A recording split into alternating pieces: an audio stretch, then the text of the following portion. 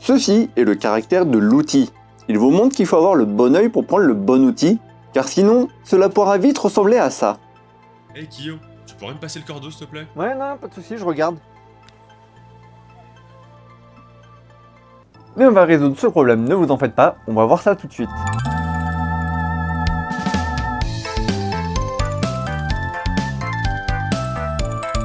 Ça va, j'ai perdu personne avec la dernière leçon qui était un petit peu chargée? Ne vous en faites pas, cette fois-ci on va y aller un peu plus mollo.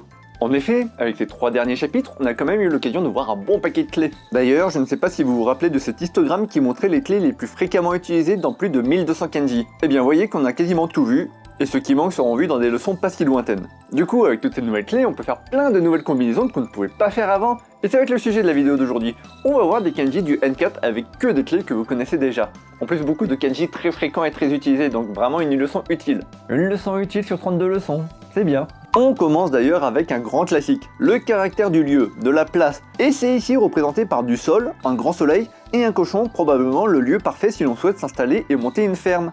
Et si ce n'est pas le cas, ce n'est pas le bon lieu. En dehors de ça, retenez bien que c'est un caractère que l'on retrouve très régulièrement à la fin des mots, tout simplement car il permet d'indiquer un certain nombre de lieux, à l'instar du caractère établissement que l'on avait vu, et dans ce cas-là, ces prononciations seront généralement ba ou jo. Par exemple, on a récemment vu le caractère du marché, et bien le mot courant pour parler du marché c'est Ichiba. Mais il en existe plein d'autres, par exemple le dojo, le lieu de la voix, Gekijo, le lieu du théâtre, Nyujo, le lieu de l'entrée devient l'admission, Tsunawa, le lieu du sable devient le bac à sable. Et il en existe plein d'autres, il ne tient qu'à vous de tous les collectionner. Le caractère de l'idée, de la pensée, de la volonté. Et la dernière fois que je me suis dit debout, car il y avait un grand soleil et que j'avais envie de prendre l'air, j'ai fait attention au son que produisait mon cœur et clairement l'idée de faire un petit peu plus de sport m'est venue à l'esprit. J'ai vraiment bien choisi mon jour pour parler de beau temps et de grand soleil. Le caractère de l'outil, l'ustensile, mais également souvent lié aux meubles. Et pour se rappeler de tout ça, je vous suggère de voir ici un pictogramme. En bas, un meuble, un établi, sur lequel sont posés nos différents outils. Et pour votre petit bricolage, vous aurez besoin d'un outil et le bon. Et pour cela, rien de mieux que d'avoir l'œil d'un expert. Et d'ailleurs, avoir le bon œil vous permet de choisir le bon outil et d'éviter la petite lunette qu'on a vue en intro. Le caractère de la vérité, de la réalité. Et dans une enquête, il nous faudra en général bien 10 outils différents pour réussir à déterminer cette fameuse vérité. Évidemment, notre loupe de détective, de la poudre pour pouvoir relever les empreintes, du luminol, un médecin légiste pour déterminer le cause de la mort. Si, c'est un outil, je vous le jure. Je vous laisse compléter la liste par vous-même. Maintenant, voyons un caractère qui a 2 sens bien distincts. Le caractère qui exprime le fait de s'habiller, de porter des vêtements, et l'action d'arriver quelque part. Et comme vous pouvez le voir derrière moi, le froid arrive. Là pour le coup c'est le bon temps. Il est donc le temps de s'habiller chaudement. Et ce kanji nous montre comment faire grâce à notre ami le mouton, dont on tire un fil de laine pour faire notre pull, parce que la laine vient directement du mouton. Et s'il fait vraiment froid, vous pouvez alors monter le col jusqu'à vos yeux. Ah bah oui, c'est nettement mieux comme ça. Le caractère de la musique, mais également le caractère qui exprime le côté agréable, confortable, deux concepts facilement associables. Prenons par exemple cette fameuse chanson. Attendez les droits d'auteur. Bon, cette musique apparaîtra évidemment agréable pour tout le monde, j'en suis persuadé. Et pourquoi je parle de cette musique précisément? Regardez, on a un grand château blanc et de la glace. Il y a tellement de glace que la clé est représentée 2 fois ici.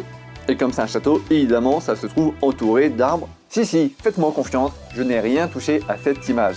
Le caractère du médicament. Et on va revenir un petit peu dans le passé pour cela lorsqu'il n'y en avait pas encore justement. À la place, on prenait de l'herbe qui nous permettait de nous sentir plus agréable.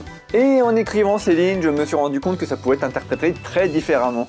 En effet, quand je dis ça, je pense évidemment aux herbes qu'on trouve dans les RPG pour se soigner. Après, si vous vous sentez plus poétique, vous pouvez vous dire que la musique a le même effet que l'herbe. Le caractère de la substance, de la matière, mais aussi de la qualité, deux notions qui vont généralement bien ensemble, et là on se retrouve avec un coquillage d'une qualité telle que l'on doit se servir pas d'une, mais bien de 2 haches pour l'ouvrir et ainsi extraire la substance qu'il contient, en espérant que ce soit tout autant de la qualité. Le caractère de la place, du lieu, oui, encore. Mais il y a une petite subtilité ici, évidemment.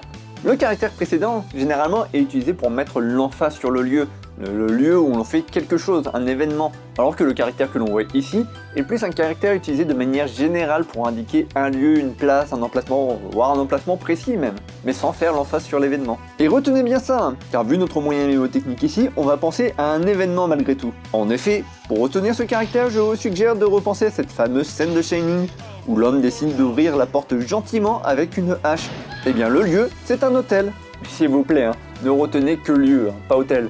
Et le dernier caractère, proche, que ce soit dans le sens spatial ou temporel, ça aura donc le sens de récent dans ce dernier cas. Et là, en vous baladant sur la route, vous voyez une hache fraîchement plantée dedans.